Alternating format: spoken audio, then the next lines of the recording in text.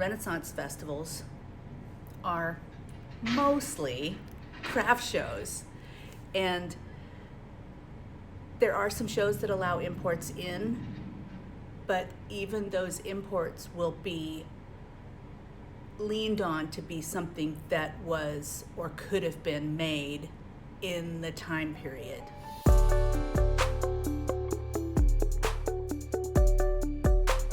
Hello, my darlings. Today I want to explain a little bit of the application process to if you are trying to get into a Renaissance fair. There's a lot to it, so I'm only going to hit some high points today. More of it'll be in my I have a Modern Merchant's Guide that's going to go in depth into the best way to do applications, and there's a wait list for it right now if you want early bird pricing.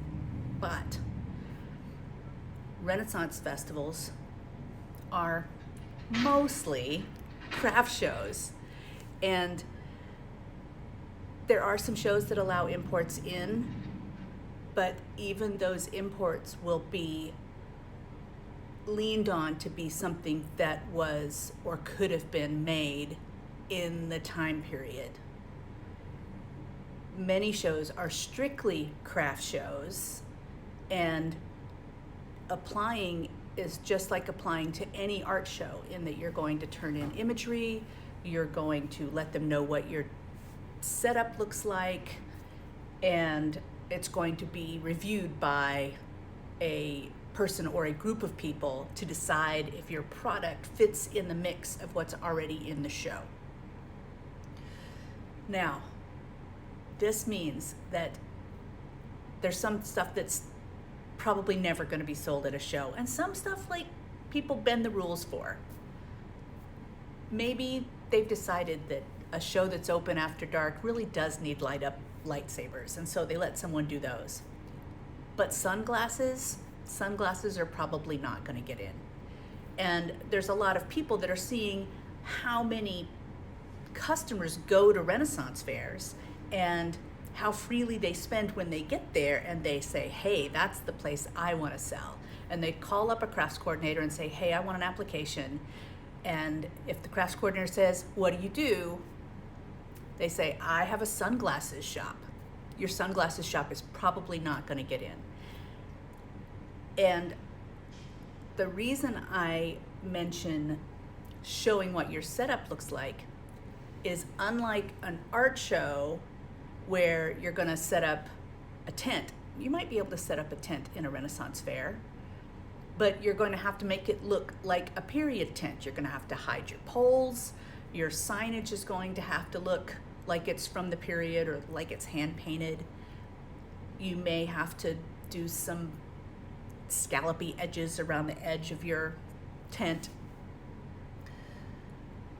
Some people sew an entire different cover for their frame that they use when they're doing Renaissance fairs, and then they do their nice crisp white when they're doing art shows.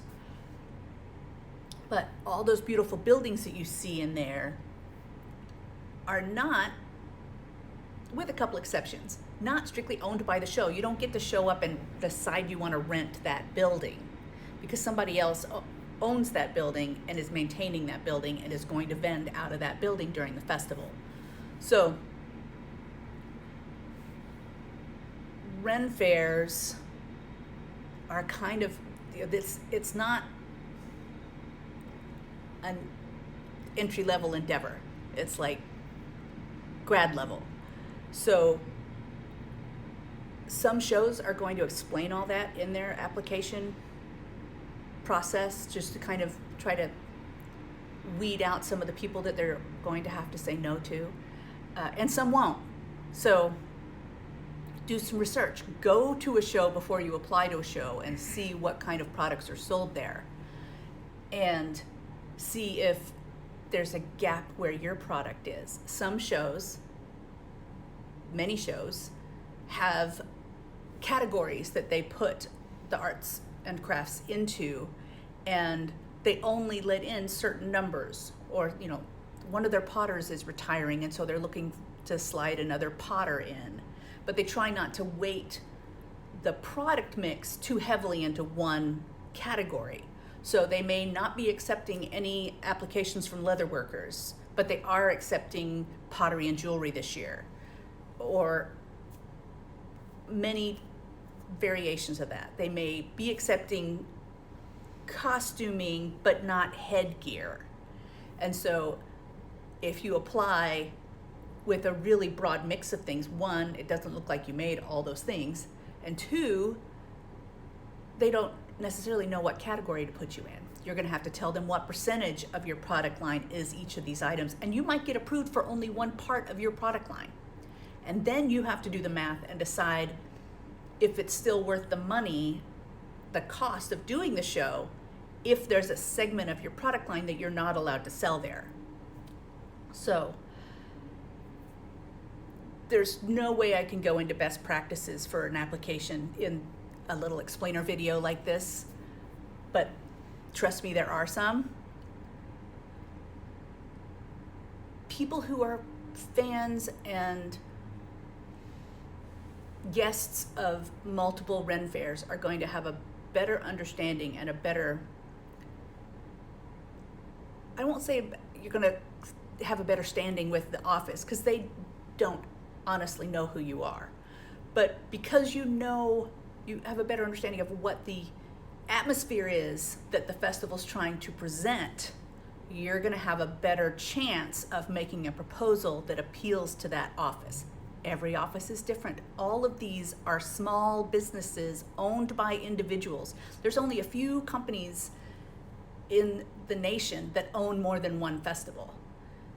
And so for the most part, it's the people that own this show in this city. That's the only show they do, and they have shaped it in their own fantasy of what they want it to be, you know. So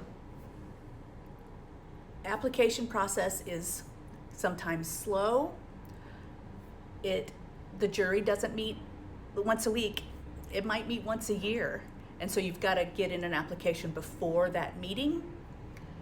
And you may have to send in multiple applications.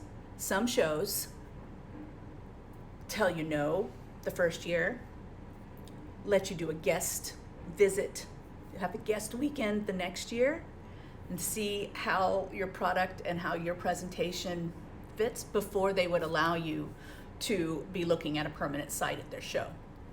So you have to really want it, and it is a process. So I have a new, I'm going to call it a program, because it's got multiple chapters and a lot of information. I got a new program, and it's called Prospering at the Fair. Anyway, it's a Modern Merchant's Guide is what I keep calling it. So if you go to my website, there's a place to get on the wait list for that. And it's got everything from how to apply to best practices when you're leveling up within shows. So it's going to cover a lot of, I keep discovering how limiting 10 minutes can be in these videos. And so that's going to be a more robust situation. I'll have a video lessons, it'll have written lessons, and I'm really excited about it.